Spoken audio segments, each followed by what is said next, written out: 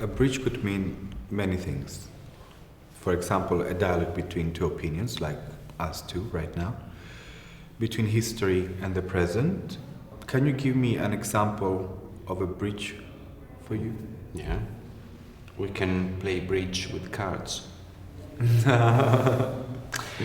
Or we can mine bridges. This is a big temptation. How do you mean mind bridges? You know, sometimes when reading the news about fashion, the choices of the fashion industry, the temptation is to cut the bridges and to create a kind of island that is going away alone, and to recreate a kind of new nature, new culture in that island. This is a great temptation, something like Erasmus or Rotterdam style or Darwin style, you know. But this is not the way, not playing bridges cards or cutting the bridges, but the way is to create a situation where the future is helping the past and not the contrary, where innovation, young people, energy is taking the best of the past and making live the spirit of the past again, not necessarily the shape or the shapes or the styles, you know? Not necessarily Renaissance like it is, but the creative spirit of Renaissance for sure. And this is one bridge, only one. But I think the main bridges are not visible. The main bridges we have are between living people today and the ancestors, for example. And when I say ancestors, I say also mythology, the archetypes, the big tales of the Greeks, the identities that are already there, and sometimes they are looking like a matrix that you see already the future. But you mentioned the past a lot. Why is the past so important for the present or for the future, in your opinion? I think past and present are not so different in a way, because when... How do you justify that? Yeah, for example, when you think to the future as a forecaster, you know, a fashion forecaster, what do? You see elements today that could be already the elements of the future, but they are not, they are in the present. So what you do is to create a scenario, to find other details of proofs of your scenario, and to invent the rest. When you think at the past, it's more or less the same, because you look at the rests left at the time, and with papers and documents you create the scenario of the past, but the rest is invented. So it's much more or less the same thing.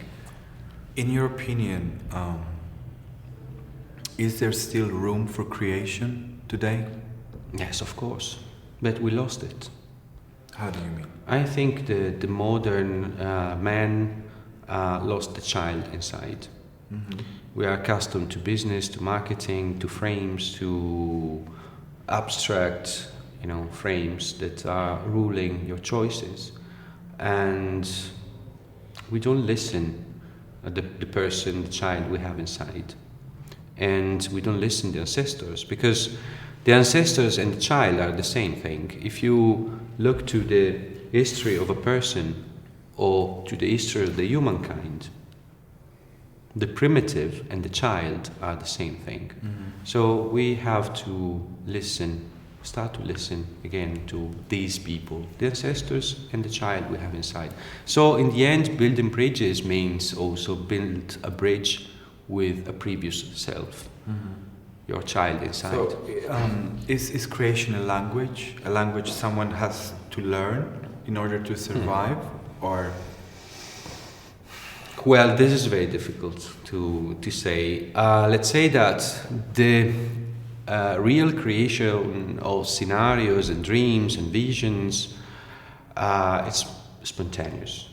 Or you have it or you don't. And the ancestors, for example, had figures like the shamans, But how can you decide that?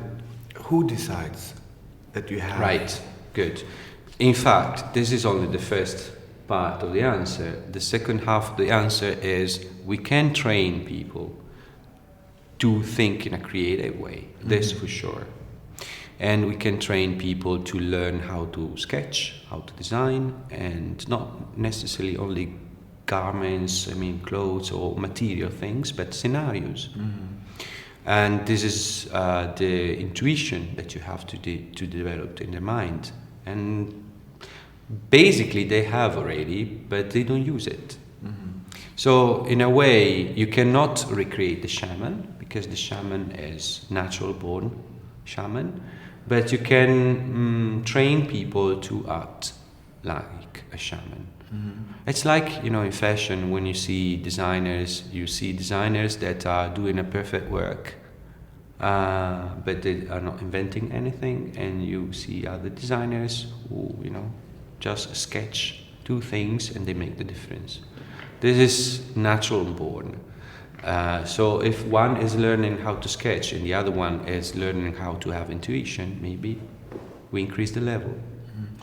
Back to my previous question about if there is still room for creation. We live at moments that, in a way, every code is broken. Every secret is revealed.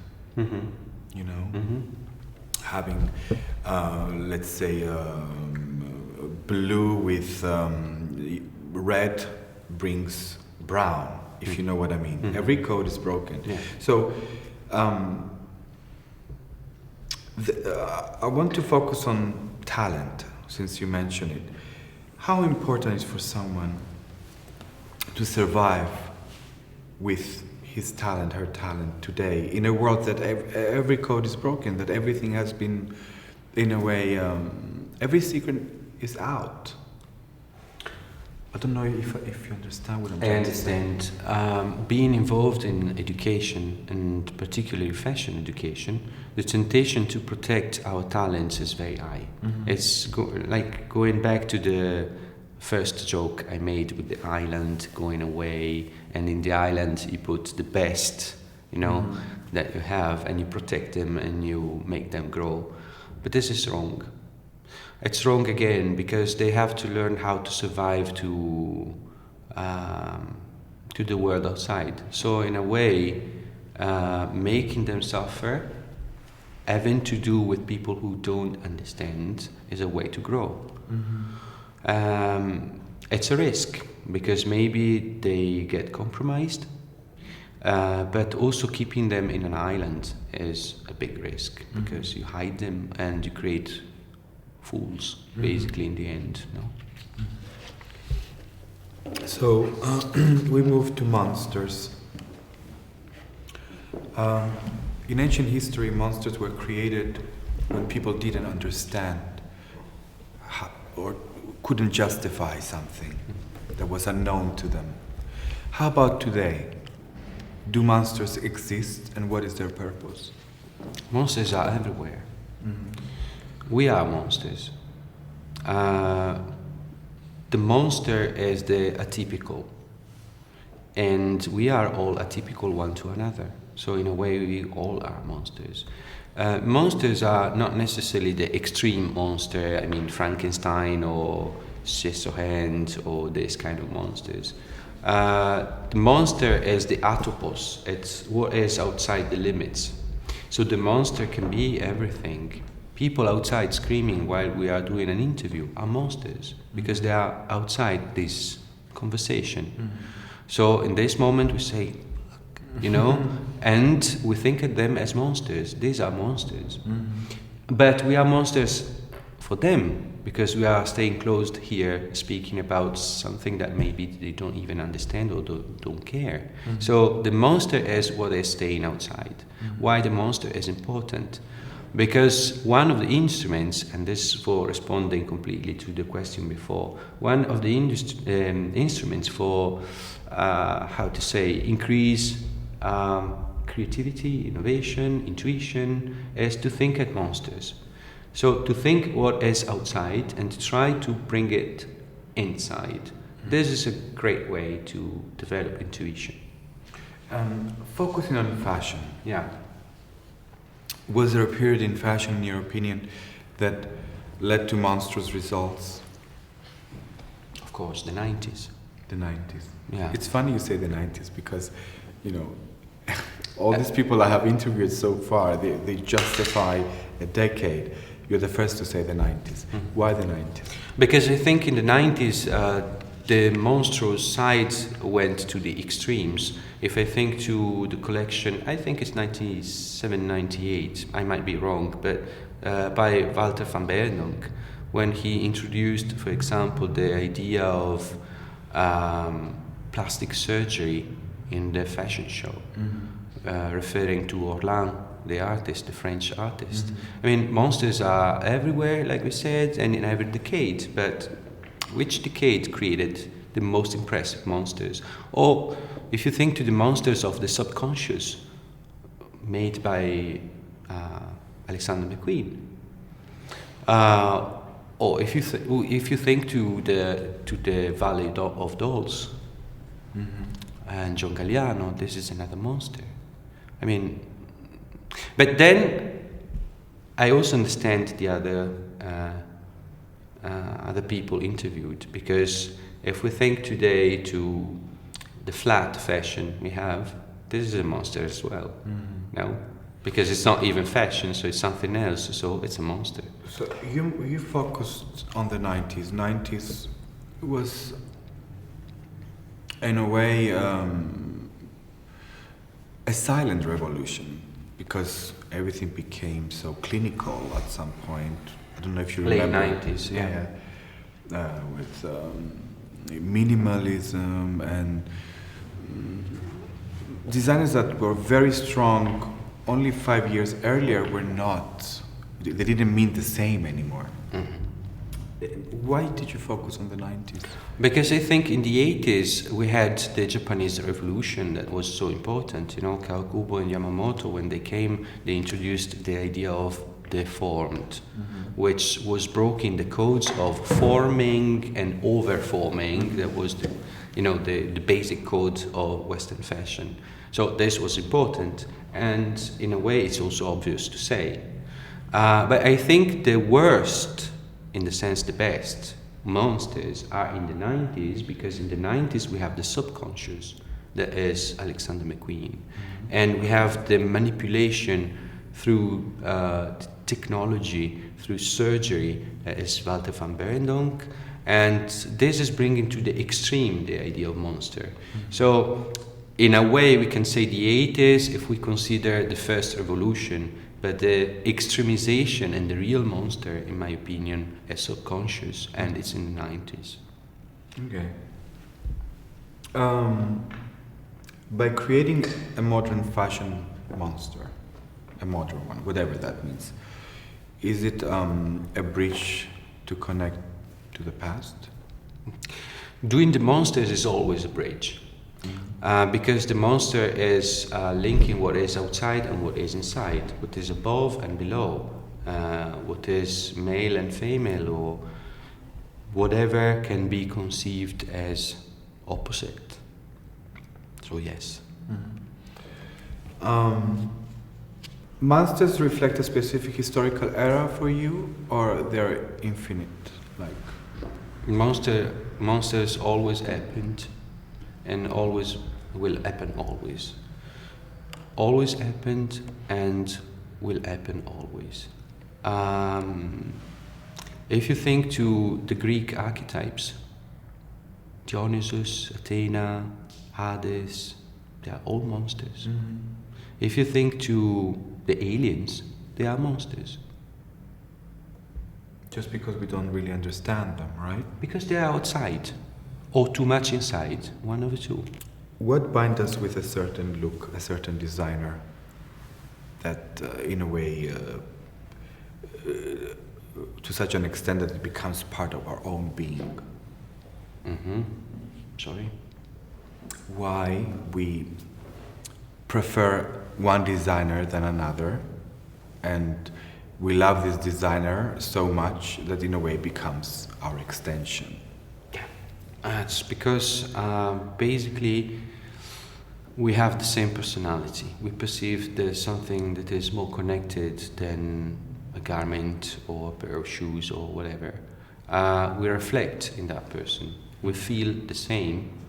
This is a possibility. The other possibility is we feel the opposite and we complete each other. It's the same game of the archetypes once again. So if you go back to the Greek archetypes, you see that the perfect man for Persephone is Hades, or other matches. There is something that is already written and we don't see. Okay.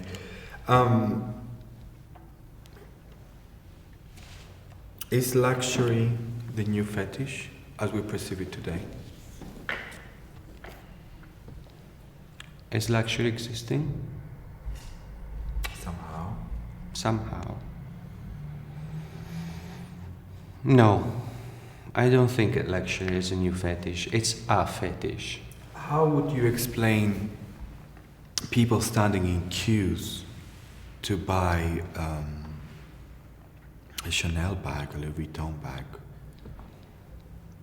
I'm mentioning the brands just to make it more clear on what I'm trying to ask. Yeah, I could give my instinctive answer or the answer of a writer, researcher, teacher. You can give both. Yeah, the answer of writer, researcher, teacher is staying in the queue is reflecting an instinct. When there is a shortage of something, you want it. So the great invention of luxury is to invent a shortage whereas you don't have it. That's why I said luxury doesn't exist, we create it. We make unavailable what is available, no? So this is an instinct. It's levering on a basic instinct.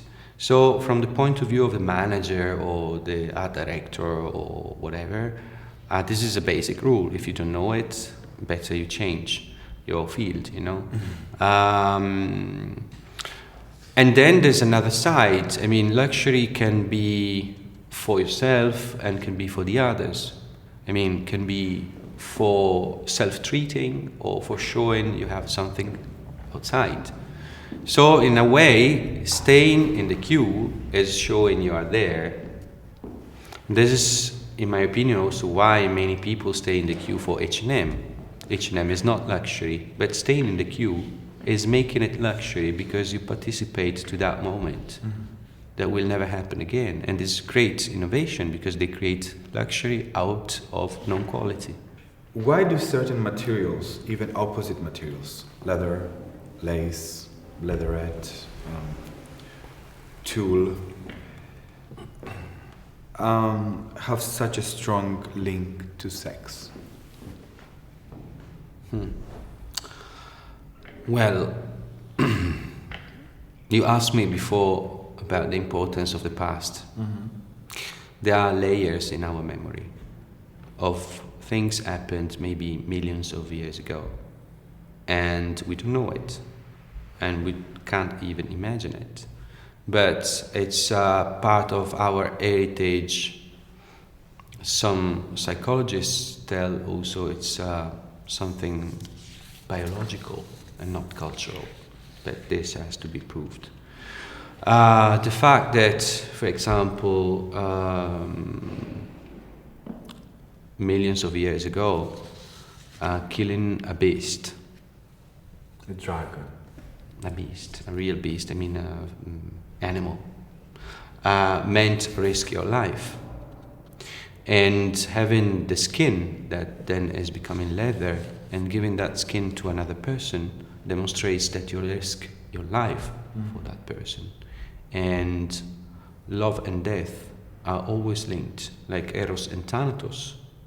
So there's a link between the two things, and this links goes back millions of years ago.